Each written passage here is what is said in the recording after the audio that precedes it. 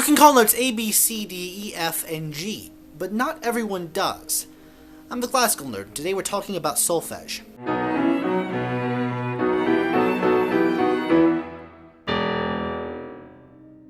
Solfège, in its simplest explanation, is a way of naming notes. English has letters, but every culture has its own way of talking about notes. Solfège can be traced back to almost the beginning of Western music itself, to Guido of Arezzo, who gave names to all 6 notes in their scale at that time by analyzing a hymn from the 8th century. The missing note was added to their musical lexicon and then to the solfège system soon after. The original name for the tonic, ut, was changed to do at the beginning of the Baroque era to make it a little bit easier to sing. This then becomes fixed do solfège, where each syllable corresponds to a note. There are only 7, and so if you sharpen them or flatten them, they still retain their names. It's simply where they are on the staff. It's the simplest to learn because you just replace A with La, D with Re, and so on. But what of movable-do?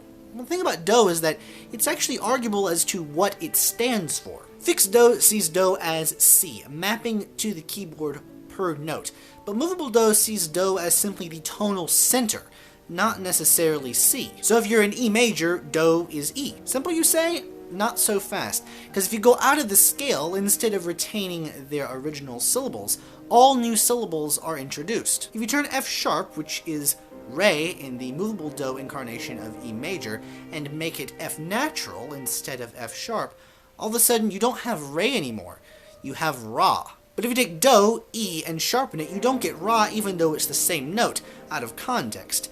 You get D. Movable-do is simply a way of understanding the relationships of different notes to the tonic. A raised 6th is not going to be the same in a piece as a lowered 7th.